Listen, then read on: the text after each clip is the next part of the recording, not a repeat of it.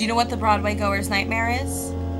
You are going to a show you're really excited about. You know all the words to the song. You've been doing your research. You've been waiting months and months, maybe years to go see this show. And so finally it's time. You reserved your tickets on Ticketmaster. You paid lots of money. You got that friend that's also crazy about the show. You go out to dinner. You get to the show. You get to the show early so you can get into your seats, and you buy the special edition something, and then you get your playbill, and then you sit down in your seat and you open your playbill, and all these stupid white papers fall out. 5 of the main characters are being performed by understudies. Welcome to Musical Melissa Monday, the swing edition. Fear not, because this week I'm talking about In the Heights, I flip the lights and start my day. There are fights and endless debts and bills to pay. First, let's cover what a swing is. A swing is basically an understudy Broadway dancer. In my case, I use swing as an overarching word for understudy because actually when I went to go see In the Heights, the person who understudied for Benny when he came out to stage door and was talking to me, he mentioned that, it was basically a swing night. So a long story short, I had about 4 original cast members. Sad it may be, but not the end of the world. Lin-Manuel Miranda's, who also wrote the script, was already moved on and being replaced by Javier. So, in reality, I was already like, okay, I will deal with not seeing the original cast. So I guess I was in a better mindset to not have the full cast. We ended up having the new Usnavi, the original Sunny, the original Abuela Claudia, who was amazing, and Nina's mom. Everybody else was a swing or an understudy. They didn't even give us multiple pieces of paper in the playbill. They just shoved one right in the center of the playbill with all different names on it. But really, it was fine. At the time, it was not fine. But in all seriousness, as soon as the lights came down and the show started, I completely forgot that I didn't have original cast members. Sure, I said, hey, I don't recognize that person playing Nina. But she was amazing. Her voice was clear and clean and completely gorgeous. The girl who played Nina blew me out of my seat. But I really did enjoy the show. The energy was great. And maybe I'd enjoy it with original cast better, but it just kind of teaches me that if you love a show, and I've loved In the Heights for about a year, maybe a little bit more, go see it on the first opportunity.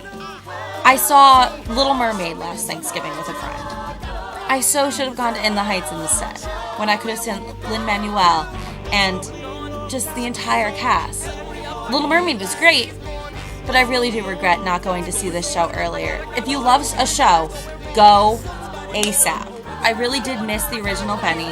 The guy who did Benny did well, but it was obviously that the chemistry between Nina and Benny was kind of undeveloped between the two actors because both of them were understudies, so they weren't even used to working with each other at all. And then also there was a few technical glitches, which I'm sure happens because even the tech crew is having trouble working with the new people.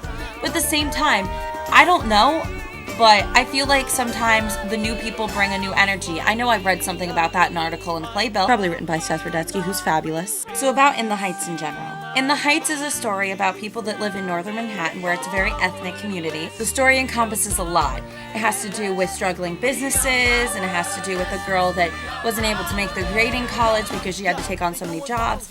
And there's romance, and there's dancing, and the music just is so widespread. It covers R&B, salsa, rap, and there's big numbers. Like the song playing now is a song called Blackout, and it closes the first act, and the lighting is just fabulous. This show is great. It really was. There were things that could have been better, and it was very young feeling. It wasn't a very complicated or very dramatic show. And I'm not saying all shows have to be. I just enjoy more complex shows myself. There were very, very sad parts because there is a part, I'm not going to ruin the show, where there's a big tragedy within the community. And it is extremely moving. So really, I find this show appropriate for all sorts of ages and all sorts of people. Because the great thing about the show is it wasn't a typical Broadway crowd or audience. There were a lot of people kind of cheering at certain parts and people that were laughing more during other jokes that other people wouldn't be laughing at in other shows. And it just brings such a wide variety of people into the room that it's one of the nicest things about the show itself. The wide appeal that it has. That it's reaching out towards people that otherwise may have not been interested in Broadway. It's an excellent show. Go see it if you're interested in it. Don't go if you're not. There are other shows that are better on Broadway right now that you could probably go see instead. But I really enjoyed it, and I went to stage door. My friend dragged me to stage door. I'm not usually one to stage door. I get really embarrassed. I feel really fangirly. And I'm not saying it's a bad thing to do. It's just not for me. So in conclusion, don't be afraid of swing nights. Swing nights can mean something good. It can mean a funny mistake, or some improv, or a new energy on stage, or maybe a miraculous chemistry, or a secret star that you've never seen before who's going to be starring in the next Broadway hit, and you can say you saw them in one.